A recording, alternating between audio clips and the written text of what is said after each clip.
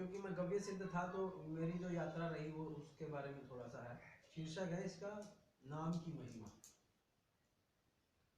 तो 20 दिनों में विद्या पाई, कैसे करनी रोग धुलाई। पंचगव्य से लोगों का ट्रीटमेंट करना।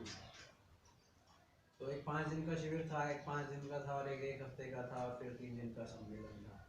तो ऐसा मॉड्यूल था और 2 साल की इंटर्नशिप, तो 3 साल का कोर्स था ये। तो इसमें इन पर्सन कांटेक्ट जो था वो 20 दिन का ही था।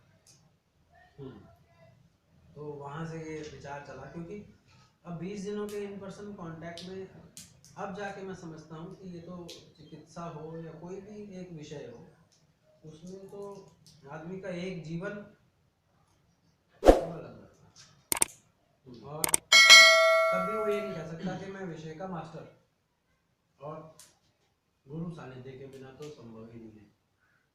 चिकित्सा जैसा क्षेत्र गुरु सानिध्य के बिना नहीं है। अब ना इतना टाइम है कि मैं वहाँ जाके उनके साथ रहूँ और उनके साथ ही सब कुछ करूँ, क्योंकि मेरे जीवन से मैं बंधा हूँ और ऐसा सिस्टम नहीं है। ऐसा माहौल होता, सभी लोग गुरुकुल जाते और वहाँ रहते पढ़ते, तो हम भी उसी सिस्टम में होते तो हम भी जाते रहते, गुरु सानिध्य अभी मिलता। लेकिन अब हम कहाँ से लाएं उसको सिस्टम में?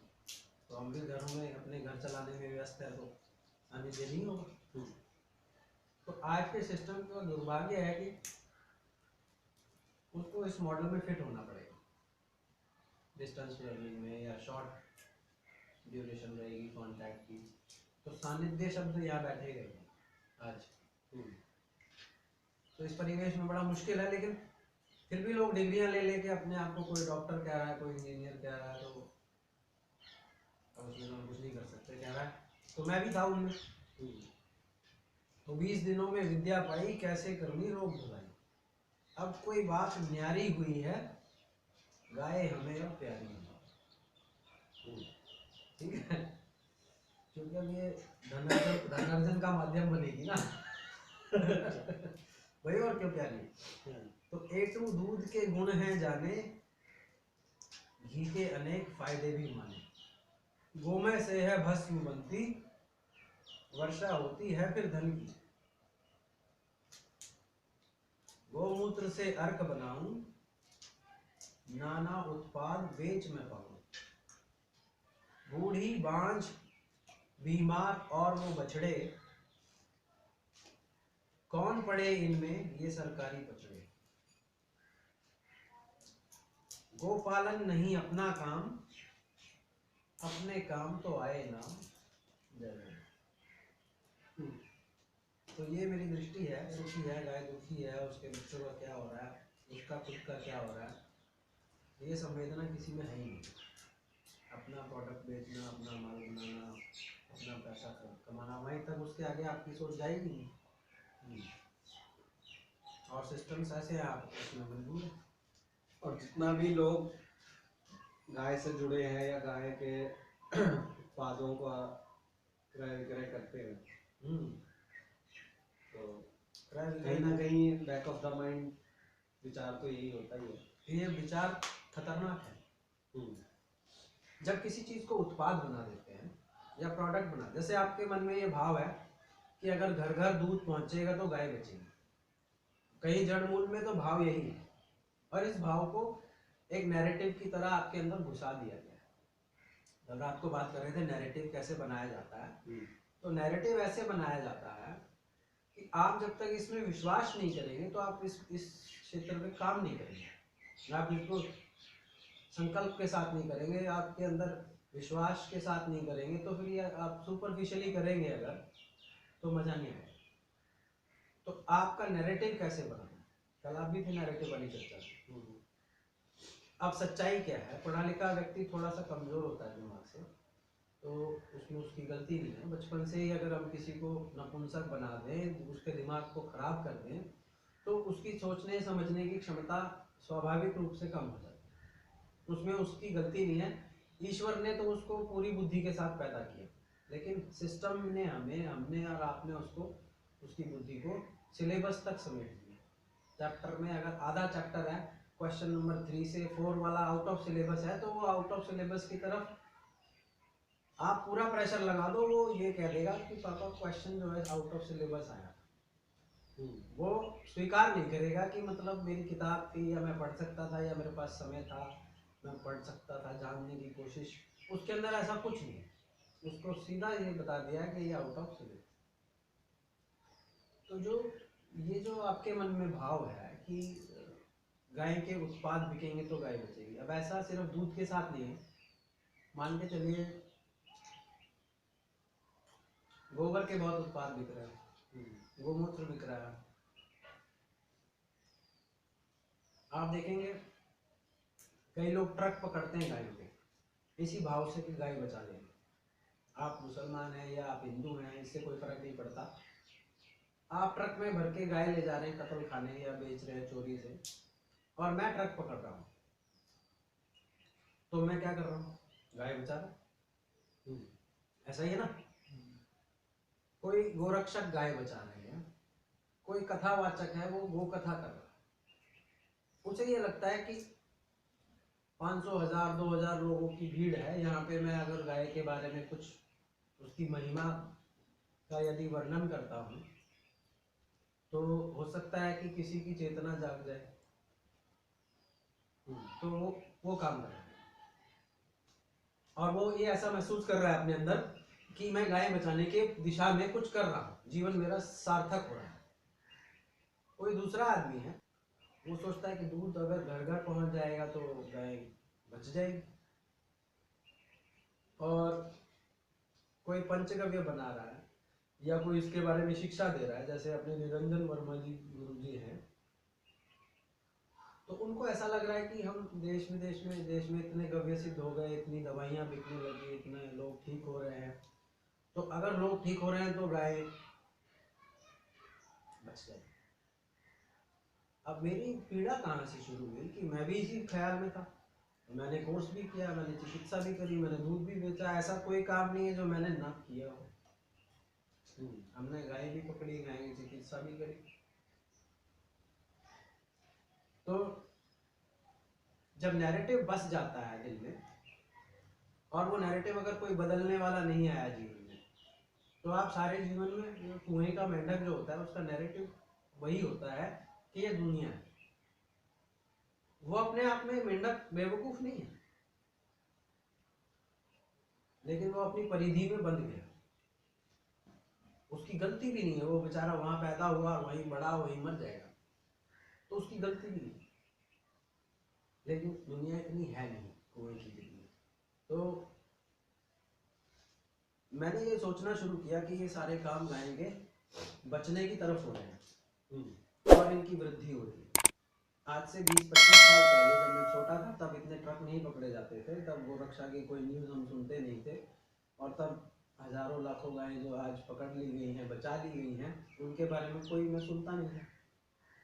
गौशालाएं भी लोग जिस तरह से बना रहे हैं, आज यूट्यूब पे आप देखते हैं इतने लोग, कोई बिजली बना रहा है, कोई ईंट बना रहा है, कोई लकड़ी बना रहा है, कोई खेती कर रहा है। तो गाय से होने वाले काम मैं देख रहा हूँ जिस रेशियो से बढ़ रहे हैं। अब क्योंकि थोड़ा सा एनालिसिस स्टैटिस्टिक्स पे करना जरूरी है, खाली एक विचार तक मैं कब तक चिपका रहूँगा, है ना। एनालिसिस जरूरी है। तो गोरक्षक बढ़ गए, ट्रक ज़्यादा पकड़ लिया हमने, बच गई गाय। उत्पाद जो है पंचगव्य इंडस्ट्री, आज तो ये करोड़ों की इंडस्ट्री बन गई पिछले 10 वर्षों में। आप साबुन से लेकर और कैंसर की दवाई तक जो गोमूत्र और गोबर से प्रोडक्ट बन रहे हैं पंचगव्य के, अब ये बड़ी कंपनियां आ गई।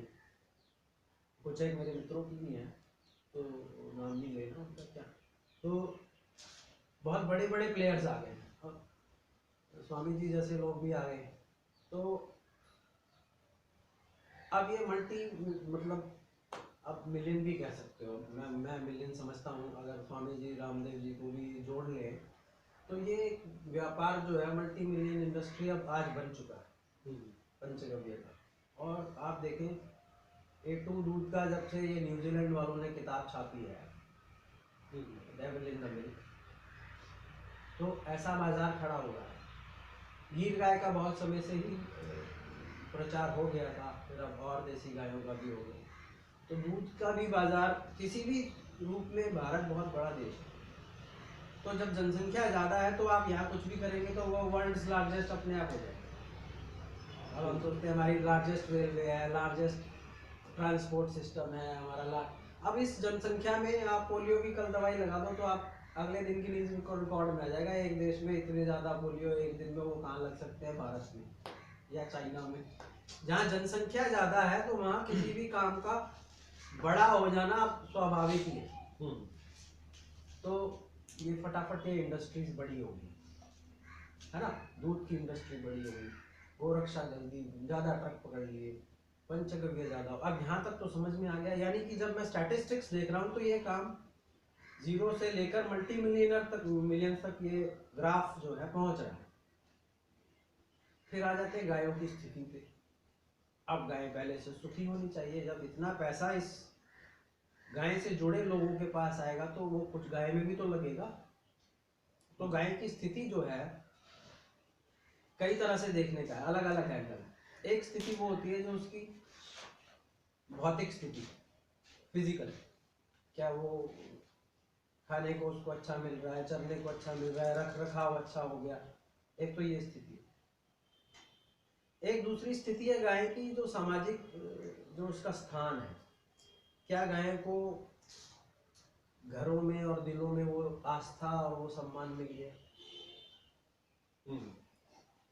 तो क्या बैलों को, पहले बैल पैदा होते थे तो किसान लड़का पैदा होने जैसी खुशी शायद मनाता हो। और देखें, अब मैं खेती किसानी कर रहा हूँ, आज मुझे वो खुशी होती है।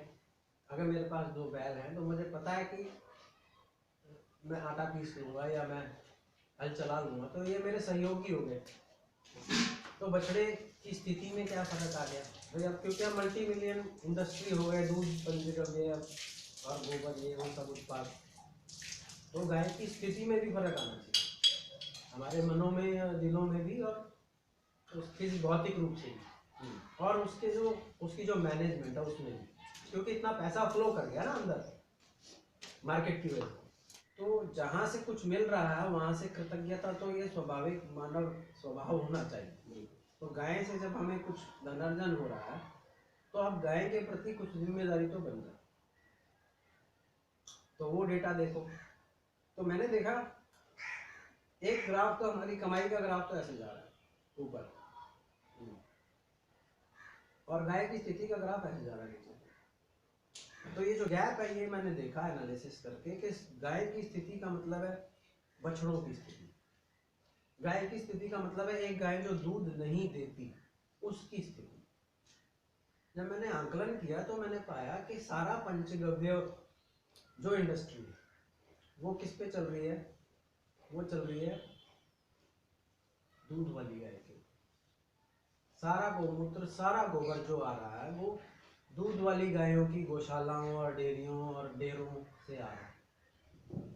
जो गाय किसी कारण से बांझ हो गई है, जो गाय किसी कारण से थन से खराब हो गई है, जो ब्याती नहीं है, जो बूढ़ी हो गई है, जो अपंग हो गई है, अब मान लीजिए उसका यूट्रस तो ठीक है लेकिन उसकी एक पिछली टांग नहीं है, तो वो संसर्ग नहीं कर सकती या वो नेचुरल तरीके से माँ नहीं बन सकती, क्योंकि वो प्रोसेस नहीं हो पाएगा उसका। तो इस तरह की गायें हैं। फिर बछड़े, सबसे बड़ा बछड़ों का उपयोग। तो अब जब मल्टी मिलियन इसमें रुपए घुस गए हैं तो बछड़ों का उपयोग होना स्वाभाविक है कि कहीं ना कहीं होना चाहिए।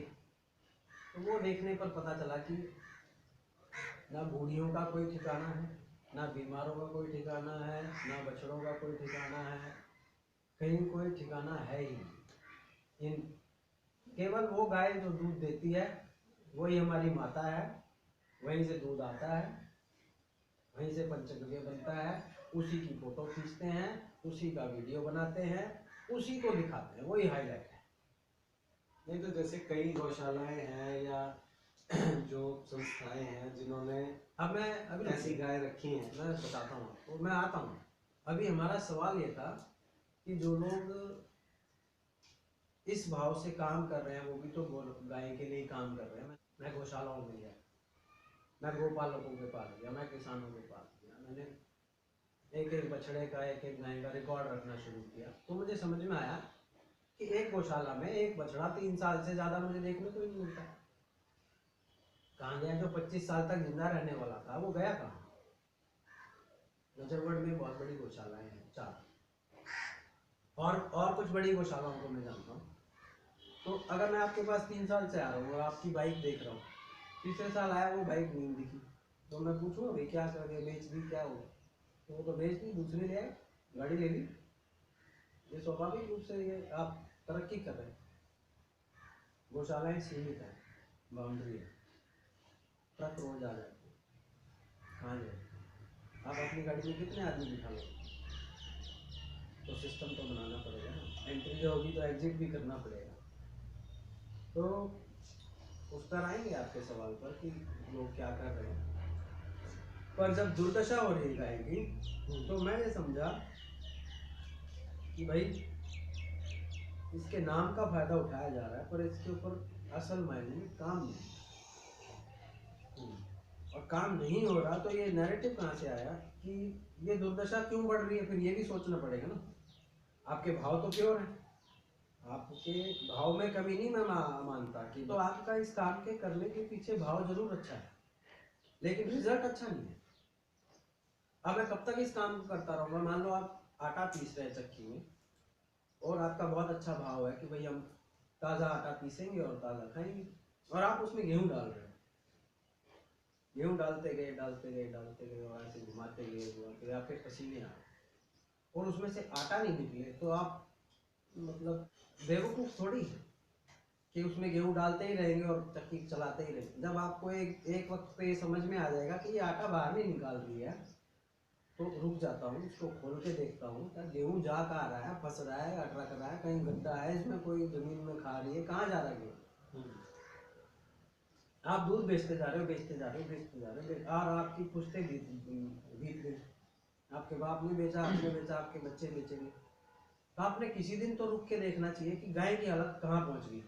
जो प्रिंसिपली आप लेके चले थे कि इससे गाय बचती है, उस प्रिंसिपल को कहीं नापो तो सही कि कितनी बच गई, आज कितनी बच गई, अब कितनी बच गई, और मेरे करने से और ऐसे मेरे जैसे बहुत लोगों के करने से उसका आंकलन कीजिए। अब जब वो नहीं करेंगे कि मैं गेहूं डाल दिया 10 किलो, आटा निकला 100 ग्राम, तो आप बाकी के गेहूं का हिसाब नहीं मांगेंगे क्या? और अगर वो नहीं मांगेंगे तो आप बेवकूफ़ी कहलाएंगे मेरी दृष्टि से। ये बेवकूफ़ी तो बहुत बड़े पैमाने पे हो रही है। तो यही तो हो ही रही है। अब नैरेटिव होने की वजह से क्या है कि आप नैरेटिव जब दिमाग में बस जाता है जय वो माता वाला, तो उसमें कि हम गाय बचा रहे दूध बेचकर, तो उसमें आप ये आंकलन तक पहुंचते ही नहीं हो। आप इसी पे दृढ़ संकल्प मान के बैठ जाते हो कि अब तो बच रही है, बस यहीं आप रुक जाते हो, यहीं फंस जाते हो, यहीं रुक जाते हैं, यहीं फंस जाते हैं। जब कोई चीज बिकती है, शिक्षा, दूध, गाय, तो आज की डेट में, आज 2020 है, अगर आज की डेट में बिकने का मतलब समझे तो बहुत खतरनाक है। आज की डेट में जो बाजारवाद है वो बहुत खतरनाक है। गाय कैसे बिक रही है? एक टाइम दूध नहीं निकाला, 2 टाइम दूध नहीं निकाला, कोई सिडेटिव लगा देते हैं, गाय एकदम नशे में खड़ी, तो उसको यहाँ वहाँ हाथ लगाएंगे, ये कितनी सीधी गाय है, कितनी सीधी गाय है, देखो देखो देखो। ये आप जानते होंगे ये होता है।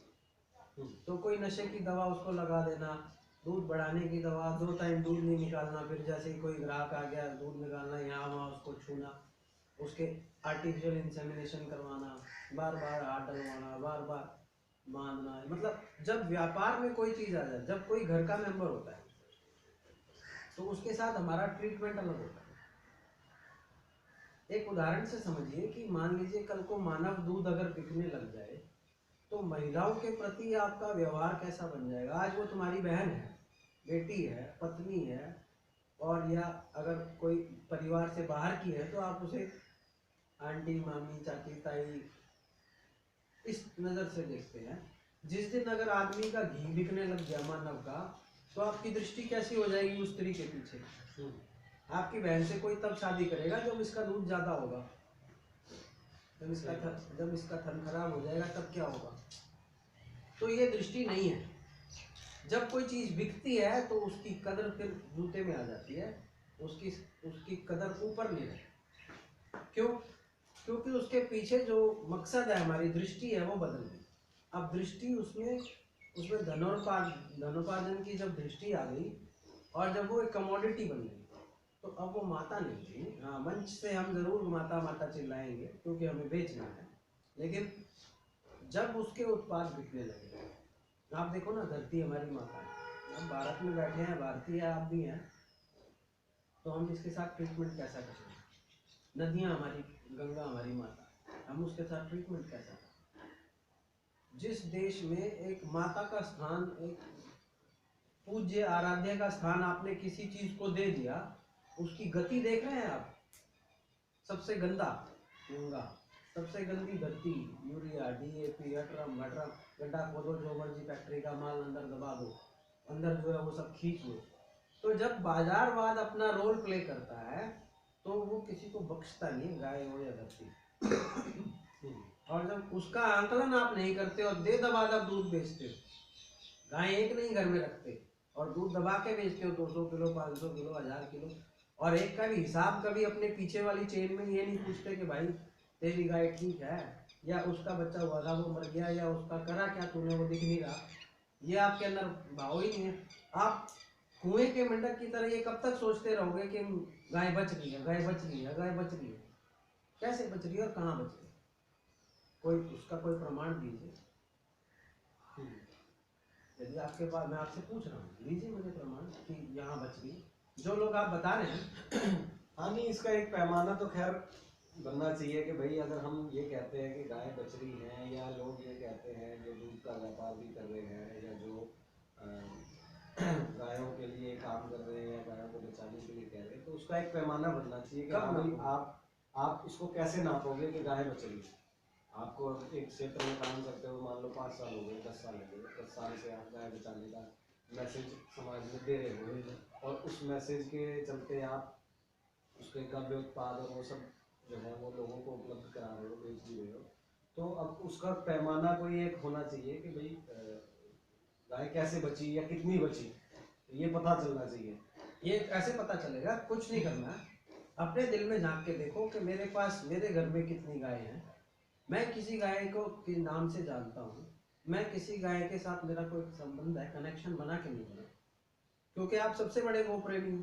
कारण क्या है, आप किसी को व्याख्यान दे रहे हो, वो समझा के नहीं समझा ये बात की बात है। मैं तो समझा हुआ हूँ, आप तो समझे हुए हो ना, तभी तो भाषण दे रहे हो। जय गौ माता का नारा तो आप लगा रहे हो, जय दूध बेचने से गाय बचती है इसका दावा आप कर रहे हो। तो अपने अंदर झांक लो, इसका पैमाना कहीं बाहर से नापोगे तो मिलेगा ही नहीं। जब ये आपका संकल्प है कि ये आपका विश्वास है कि इस कार्य से, इस कृत्य से गाय बच गई, तो अपने अंदर झांक के देख लो, क्या मेरे इस काम को करने से कौन सी गाय तो मेरे दरवाजे पे आ गई, किसकी मैंने पूजा कर ली, किसके मैं वंश को चला पा रहा हूँ, किसका और किसी भी रूप में मैं गाय के साथ क्या संबंध है। अगर 200 किलो दूध आप बेच देते हैं तो आप 2 गायों को नाम से भी जानते हैं किसी को, उनके नाम है भी या नहीं। और पिछली जो कल जो 200 किलो दूध आया था, आज जो 200 किलो दूध आया, क्या वो उन्हीं गायों से आया? आज दूसरी गाय बदल गई? आपको कुछ तो ज्ञान हो, अपना ही फैसला कर लो, खुद ही अंदर झांक के देखो कि आंकलन करके देखो, भाई मेरे काम से तो गाय बच रही है, तो मेरा क्या स्टेटस है, अपना स्टेटस आंक लो, क्योंकि सामने वाले का स्टेटस आपसे कम होगा। आप मुझे अगर ज्ञान दे रहे हैं और मुझे बता रहे हैं कि गाय कैसे बचती है, तो मेरे स्टेटस से तो आपका स्टेटस हमेशा ही अच्छा होना चाहिए कायदे से, क्योंकि आप ज्ञान देने वालों में आ गए, आप काम करने वालों में आ गए। आप जब पुरुषार्थ कर रहे हैं गाय को बचाने की दिशा में, आपका पुरुषार्थ हो रहा है, मेरा नहीं हो रहा। आप मुझे बता रहे हैं दूध लो, इससे गाय बचेगी, मैं आपकी बात मानूं नहीं मानूं, आपसे दूर नहीं हूँ, तो मेरा पुरुषार्थ आपके पुरुषार्थ से कम है, मेरा ज्ञान भी आपके ज्ञान से कम है आपके हिसाब से। तो फिर आप अपने अंदर ही झांको, आपको स्टेटस मिल जाएगा। अब ये जो लोग बूढ़ी रख रहे हैं, नंदी रख रहे हैं, उसका क्या है कि वो गौशाला भी एक धंधा है, एक बिजनेस है। तो लगभग जब बिजनेस की दृष्टि से, कोई भी बाजारवाद की दृष्टि से जब आप काम करते हैं, तो उसमें क्योंकि प्राणी है, गाय प्राणी है। अब ये मोटरसाइकिल होती तो बात अलग थी, तो इसकी रक्षा भी नहीं करनी पड़ती है, कुछ भी नहीं करना पड़ता। तो प्राणी है तो उसको और श्रेष्ठ प्राणी है, तो वो उस सम्मान के साथ उसको देख पाना बाजार की दृष्टि से तो संभव है। और फिर इसमें अगर बाजार की दृष्टि से संभव नहीं है तो इसमें धनोपार्जन नहीं। फिर धनोपार्जन ऐसे होगा कि इससे, अब गाय है ये आपके घर वालों को पोषण देगी, आपके खेत को पोषण देगी, उस खेत में से आप कुछ निकालें, प्रोसेस करें, और फिर ऐसे तो एक साइकिल तो बन सकती है, एक इकोसिस्टम बन सकता है, फाइनेंशियल भी बन सकता है। और पहले था ही, बैलों से खेती होती थी, बैलों से धान निकलते थे, बैलों से कोल्हू चलते थे, बैलों से सारे लगभग काम होते थे खेत के। तो फिर उसको आदान प्रदान भी करा जाता था, बेचा भी जाता था। और तो डायरेक्टली जब आप अपनी माँ को तनख्वाह ले जाके देते, पहले माँ ये मेरी तनख्वाह, वो आपको बेच के तो पैसा नहीं कमाती, आपके माध्यम से उसको वो पैसा मिल रहा है आपकी माँ। गाय आपके घर बंधी है, और वो आप, जैसे आप अपनी माँ के बेटे हो, गाय हमारे घर बंधी है, तो वो भी हमारे परिवार का हिस्सा। उसके माध्यम से कुछ आ जाए जिसमें कि वो हमारा संबंध ना बिगड़े, माँ या जो भी हमारा गाय के साथ संबंध है वो ना बिगड़े, तो उस माध्यम से फिर आपको कुछ आ जाए तो कोई बुराई नहीं। आप कमाओ तब भी अपनी माँ के बेटे ही रहोगे, नहीं कमाओ तब भी अपनी माँ के बेटे ही रहोगे, और वो आपके प्रति वैसा ही भाव रखेगी, स्नेह का, उसका स्नेह। हाँ ठीक है, आपके भविष्य को लेके चिंता करेगी, डांटेगी, फटकारेगी, लेकिन आप चाहे आप शराबी भी हो तब भी आपके प्रति भाव तो उसका वैसा ही रहना। गाय के प्रति ऐसा नहीं, जहाँ दूध से घटी या टूटी बेकार हो गई तो आप उसे रिप्लेस कर देते, तो वो कमोडिटी बन जाती है, तो उसमें फिर उसका उद्धार नहीं हुआ, क्योंकि वो जो आपने हटाई वो कहाँ गई, उसका ट्रैक करो आप तो दुनिया को ये दिखा रहे हो कि मैं इतना दूध बेच रहा हूँ, गाय आप रिप्लेस करते गए, दूध बेचते गए, रिप्लेस जो हटाई आपने गाय, उनकी गति से ही तो ये निर्धारण होगा कि गाय दूध बेचने से गाय का भला होता है। दूध वाली गाय की फोटो तो सभी लगा देते हैं अपने उत्पाद में, उससे नहीं होता। गति तो, दुर्गति तो वहाँ हो रही है बाजारवाद से। तो प्रोडक्ट बेचने से, कोई भी प्रोडक्ट हो, आप ये देखो, जब लाइफ इंश्योरेंस नहीं बिकती थी तब इस देश में लाइफ इंश्योर्ड थी। इंश्योर्ड कैसे थी इंश्योर्ड? जब कोई जीवन बीमा, भारतीय जीवन बीमा, LIC, ये वो टाटा AIG कुछ नहीं था। समाज का स्ट्रक्चर ऐसा, कुम्हार को भी खाना मिलेगा, नाई को भी खाना मिलेगा, विधवा को भी खाना मिलेगा, जिसके जो अनाथ है उसको भी खाना मिलेगा। भोजन की व्यवस्था समाज के ताने बाने में, संस्कृति में थी, कल्चर में, तो उनका घर चलता था, उनको ये सोचना नहीं पड़ता था कि कहाँ से आएगा। आप मान लीजिए आज आप नहीं रहे, तो आपका बड़ा भाई आपकी पत्नी और आपके बच्चों का पूरा ध्यान रखेगा जब तक हुआ, और उसके बच्चे, आपके बच्चे, मतलब भाई भाई की तरह बड़े होंगे, तो आपके ना होने पर भी वो अच्छे से रहेंगे, जो चलता था वो चलेगा। अब ये तो जीवन बीमा हो, लेकिन एक इस जीवन बीमा को देखो, जब प्रोडक्ट बन गया जीवन बीमा, अब क्या हुआ, आप प्रीमियम भरेंगे, आपका प्रीमियम आपका भाई नहीं देगा, आप अपना ही तेल निकालोगे तब प्रीमियम भरेंगे, और केवल अपनी क्षमता से जितना ले सकते हो, मैच्योरिटी का अमाउंट जो तय करोगे, उतना ही, जितना आपकी इनकम है उस हिसाब से उसको तय करोगे, और कितना भी हो जाए, पैसे से चलने वाला सिस्टम होता है, तो उसके क्लेम में प्रॉब्लम आती है। कंपनी भी तो प्रॉफिट करने के लिए बनी है ना, तो कंपनी इस बात को बांटने के लिए नहीं बनी। तो अब संयुक्त परिवार टूट गया, दादा दादी, चाचा ताऊ, भाई भतीजे, अब भाई भाई को पैसा देता है तो वो वापस मांगता है, ब्याज भी मांगता है, जमीन के लिए भी लड़ रहा है। तो अब आपका जो जीवन बीमा है, वो कंपनी आपको कुछ पैसे दे भी देगी तो वो इधर उधर खर्च हो जाएंगे लोगों के उधार पट्टे में, अगर आपके जाने के बाद। पैसा तो बड़ी तेजी से खर्च होता है, लेकिन सिस्टम खर्च नहीं होते। सिस्टम तो आजीवन आपको देंगे, जीवन जब तक चलना है तब तक चाहिए। पैसा कुछ भी आ जाए वो आपको कुछ दे नहीं पाएगा। आप जब न्यूक्लियर हो गए, आपकी पत्नी को कुछ रुपए मिल गए, जैसा उसका दिमाग उस वक्त काम करेगा वो वैसा कहीं लगा देगी।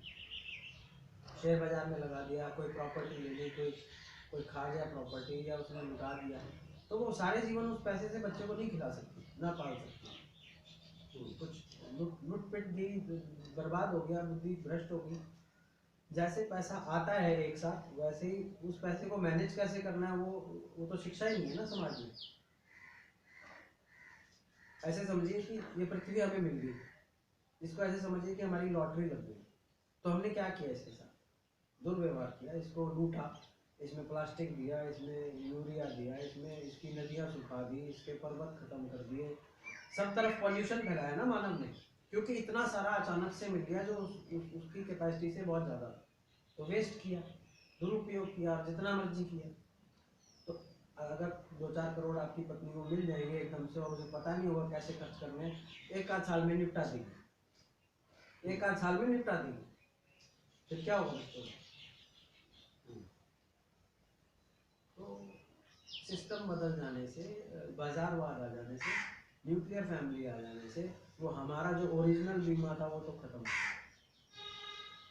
आपका बच्चा अगर सिगरेट पी रहा है और उसने मुझे देख लिया तो वहाँ फटाफट भागेगा, ताऊ जी ने देख लिया, थप्पड़ पड़ेगा उसको। लेकिन आज मैं आपके बच्चे को कुछ कह दूँ तो मजा है, आप ही मेरे से लड़ने आ जाओगे। तो जीवन बीमे खत्म कर दिए और पता नहीं कौन से चीज़ को हम जीवन बीमा समझने लग गए, तो फेर हो गया। इसी तरह से गाय की गति है, ये जीवन बीमा की तरह हम गायों को, व्यवस्थाएं तो फिर बिगड़ी हुई, कोई व्यवस्था अच्छी नहीं हुई ना इतना पैसा आने के बाद गाय के लिए। तो जब अच्छी नहीं हुई तो फिर मेरा मन व्याकुल हुआ, तब व्याकुल हुआ तो फिर मैंने वो काम के कारण को समझा कि दूध बेचने से ही गाय की दुर्गति होती है, क्योंकि जब मैं दूध की दृष्टि से देखता हूँ तभी मैं उसके साथ वैसा व्यवहार करता हूँ। अगर मैं उसको माँ की दृष्टि से देखता तो फिर मैं उसके साथ अच्छा ही व्यवहार करता हूँ। तो जब मेरा व्यवहार खराब है तो इससे समझ में आता है कि केवल दूध के चश्मे जो मैंने पहने हुए उस कारण से। तो इसलिए इस नैरेटिव से किसी का भला नहीं। वो ट्रक पकड़ के लाते हैं, गौशाला में छोड़ दे, गौशाला वाले ही रात को ट्रक भरवाते हैं। आप अगर आप जाके देखो, मैं कोई भाई बड़ी श्रद्धा से काम कर रहा होगा, गौशाला चला रहा होगा, मैं उसके लिए नहीं कुछ बोलता, बहुत अच्छे लोग अच्छा काम करते हैं, लेकिन ये समग्रता में सिस्टम को समझिए। जो पुलिस है उसको पता है मेरे क्षेत्र में कौन चोर है, कौन डकैत है, किसने गाड़ी उठाई, किसने बेची, कौन से मार्केट में गाड़ियाँ चोरी की बिकती है। रिश्वत का सिस्टम बना, पुलिस को मैं बुरा नहीं कह रहा, नेताओं का क्या है, रिश्वत का सिस्टम बना। सरकारों का क्या है, आपको कोई कॉन्ट्रैक्ट चाहिए, प्रोजेक्ट चाहिए, आप रिश्वत दो, आपको। जब सिस्टम करप्ट है, वो दिखाने के लिए कुछ और, टीवी में कुछ और, हकीकत में जाके देखो। आप अपनी FIR करवाने चले जाओ, आपका तेल नहीं निकल जाए और जब तक किसी मंत्री से फोन नहीं होगा तो आपकी FIR नहीं लिखते, नहीं लिखते। तो असलियत क्या है और हम किस नैरेटिव में जी रहे हैं कि पुलिस के पास चले जाएंगे। आप अपना कोई मुकदमा केस कोर्ट में लड़के दिखाओ, आपकी पुश्तों की जूतियां घिस जाएंगी जब आपको न्याय मिल जाएगा। हो सकता है 10-20 रुपए का कंपनसेशन दे भी दे जब आपकी 2 पुश्तें वहाँ गेटों पे चक्कर काटेगी। तो न्याय व्यवस्था है, सुप्रीम कोर्ट है, गायें बढ़िया है, जय गो माता है, देश में है क्या और हकीकत क्या है इसमें। अगर इस गैप को आदमी नहीं पहचानेगा और उस हिसाब से जीवन नहीं जिएगा तो ये नैरेटिव वाले ज़्यादा खतरनाक।